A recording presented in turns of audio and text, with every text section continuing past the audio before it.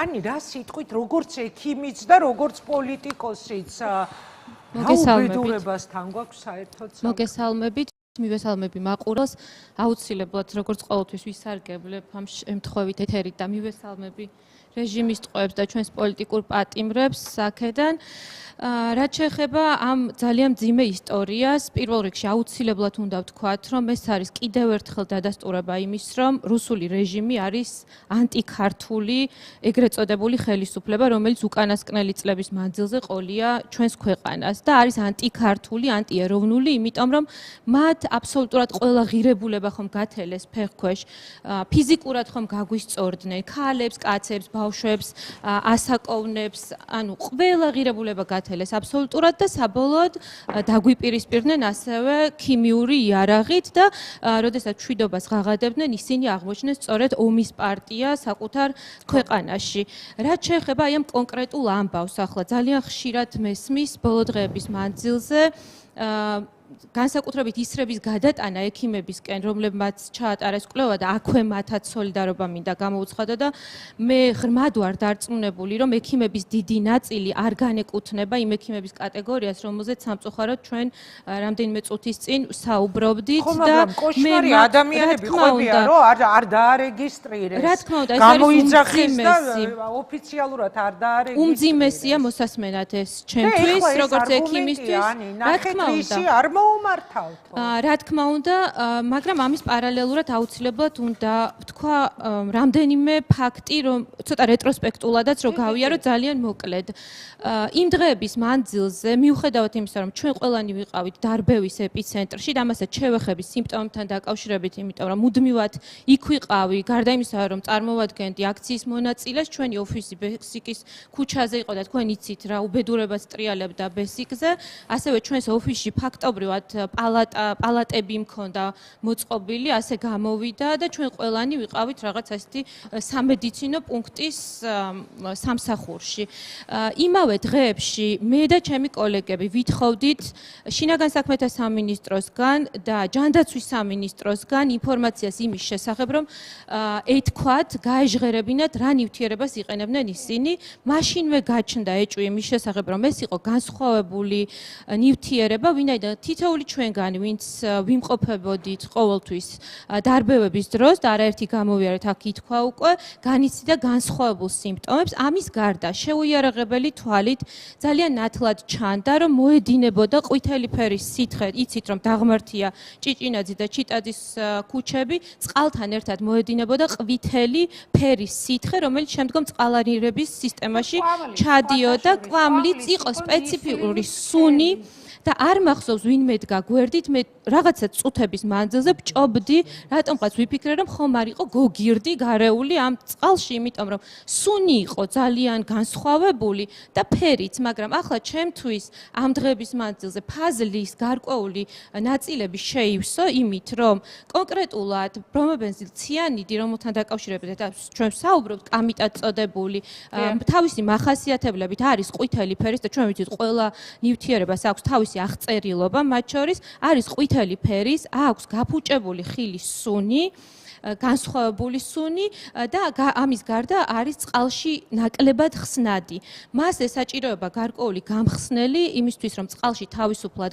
გაიხსნას და აქ შემოდის სწორედ ის მეორე ნივთიერება გამხსნელის სახით, რომელიც აუცილებელი იქნებოდა იმისთვის, რომ მათ ეს მოეხმარად ამ კონკრეტულ მანქანებში, ასე ვთქვათ, ჩაესხათ წყალთან ერთად, იმიტომ რომ მხოლოდ კამიტი რო ჩაეხსნათ, ის ასე კარგად ვერ გაიხსნებოდა და ასე კარგად ვერ გავრცელდებოდა. სხვა საკითხია უკვე კონცენტრაცია კიდევ რა რაოდენობით ჩაასხეს ეს ნივთიერება და გამოსაძიებელია, რა თქმა უნდა, ცალსახად. მაგრამ როგორც არ უნდა იყოს ეგრეთ წოდებული პრემიერის მიერ ნათქვამი სიტყვები დადასტურებაა, რა თქმა უნდა, იმის, რომ აკრძალული ნივთიერება გამოყენებული იყო, BBC-ს ექსპერტები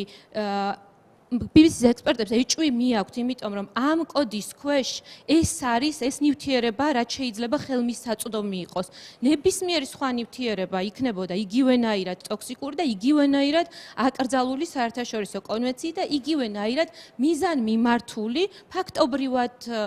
ქიმიური რაღაცა ომი გამოცხადებული საკუთარი ხალხის წინააღმდეგ და არა მხოლოდ საკუთარი ხალხის, არამედ ეს არის მსოფლიო მასშტაბის ძალიან დიდი სამართალ დარღვევა, რომელიც არღვევს არა მხოლოდ შიდა სახელმწიფოებრივ კანონებს და ჩვენს კონსტიტუციას, მათ შორის ჯანმრთელობის და სიცოცხლის უფლების, რაც არაერთხელ დაგვახიეს თავზე, მათ შორის ჯანმრთელობის და სიცოცხლის უფლების ნაწილში, არამედ არღვევს საერთაშორისო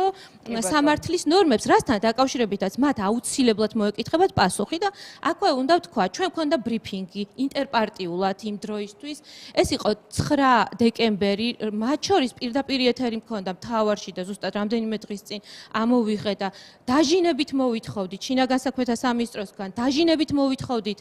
ჯანდაცვის სამინისტროსგან, მივედი ჯანდაცვის სამინისტროსთან, მივედი არა მხოლოდ იმისთვის რომ მომეთხოვავთ თქვათ ეს რას იყენებდნენ და მათ მოეთხოვათ შსს-თვის, იმიტომ რომ ეს პარალელური უწყებებია და ვალდებულება აქვთ კოორდინაციაში იყვნენ ერთმანეთთან. არამედ იმასთან დაკავშირებითაც რომ განცხადება გაეკეთებინათ ტრავმებთან, ესეც არ უნდა დაგვავიწყდეს ჩვენ რომ და სულ მინდა ხაზგასმით ვთქვა, ყველა ის ტრავმა, რომელიც ამ ადამიანებს მიაყენეს, იყო სასიკვდილო ტრავმები და ამას სრული პასუხისმგებლობით ვამბობ მუდმივად და ეს ადამიანები ორმაგიზიანის ქვეშ მოყვნენ, ფიზიკური ტრავმები და პლუს ქიმიური დაზიანება. ერთ თემას შემოვიტანდი, ხა სავალდებულო რეკლამა უნდა გაუშვა, დაუბრუნდები, დრო გვაქვს ბევრი. წინა გადაცემაშიც ვახსენეთ, აი აქ ყველანი ვსაუბრობთ იმაზე, ადამიანები ყვებით, როგორი მდგომარეობა შეიქმნა, როცა უკვე ეს ნივთიერება რაღაც გამოიყენეს და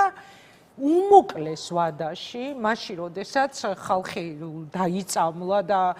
კლინიკებში წასვლა დასჭირდა და საშინელ მდგომარეობაში ქვეყანაში იღებენ გადაწყვეტილებას, რომ აკრძალონ ნიღბები, აკრძალონ პირბადები. აი ასეთი სისასტიკე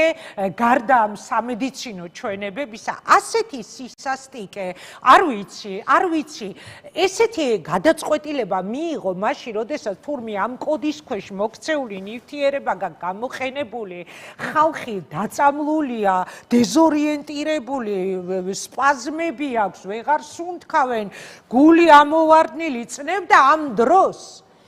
აი ამ ტვინში მოიხარშა რომ ავკრძალოთ ნიღბები. ხა იმაზე გამახსენდა, სასიკვდილოდ გაიმეტეს, აი რისთვის გვიმეტებდით უკაცრავად, აი რა გინდოდათ? ამ გადაწყვეტილებას რომ იღებდით, რა გინდოდათ? რომ ნიღბებს რომ კრძალავდით, რისი მიღწევა გინდოდათ უკაცრავად? აი დაასრულეთ კი ბატონო და რეკლამა აუცილებლად უნდა გავხსნათ. აუცილებლად კალაძის კომენტარს, რომელიც არ დაგვავიწყდეს, რომ ბავშვებს ეპატიჟებოდა ნაძვის ხესთან, რუსთაველის გამზირზე და ჩვენ გვაბრალებდა, რომ ბავშვებს ახალ წელს ვპარავდით. კატეგორიულად წინააღმდეგები ვიყავით, იმიტომ რომ იმ დღეებში მცენარეებიც კი დამჭკნარი იყო, რუსთაველზე საშინელი სუნი იდგა და ეს იყო ძალიან მაღალი რისკი და საფრთხე იმის, რომ ბავშვები მოიწამლებოდნენ. კიდევ ერთი ფაქტი, 4 დეკემბერს საზოგადოებრივ მაუწყებელში ბატონი გია კამკამიძე, რეზო ბოჭორიშვილი შევიყვანეთ ეთერში და მაშინ საუბრობდნენ ამაზე. ვითხოვდი და აქვე ძალიან მინდა ხაზგასმით თქვა, რომ აქ დადგება პასუხისმგებლობის საკითხი, არა მხოლოდ ეგრეთ წოდებული პრემიერის ან ამ რუსული ოცნების რაღაცა მნიშვნელოვანი ფიგურების, არამედ მთელი სტრუქტურების, მათ შორის დაავადებათა კონტროლის ეროვნული ცენტრი ძალიან მნიშვნელოვანი ფიგურანტია იმ საკითხთან დაკავშირებით, რასაც თქვენ ამბობთ, პირბადებს და რესპირატორებს აირწინაღებთან მიმართებით, იმიტომ რომ ეს არის ის უწყება, რომელმაც ხმამაღლა უნდა ილაპარაკოს საზოგადოებრივ ჯანდაცვაზე და საზოგადოებრივი ჯანდაცვის ნაწილია სწორედ დღევანდელ დღესაც აი პირბადების არარსებობა. რომელიც პოლიტიკურ დირექტივას ექვემდებარება, ექიმი, რომელიც ხმას არ იღებს რამდენადაც ვალდებულება ეხლა დაავადებათა კონტროლის ცენტრი რომ ახსენა, ან იმაზე გამახსენდა, როცა ამ აკრძალვას იღებენ პირბადებთან დაკავშირებით და ექიმი, რომელიც არ უწერს მისულ პაციენტს დასახმარებლად მისულ პაციენტს, რომ ის თურმე შეიძლება იყოს დაზარალებული აქციაზე, თვითონ ექიმებმა შეგიძლიათ პასუხი გასცეთ, არის თუ არა ასეთი ექიმი პროფესიონალი.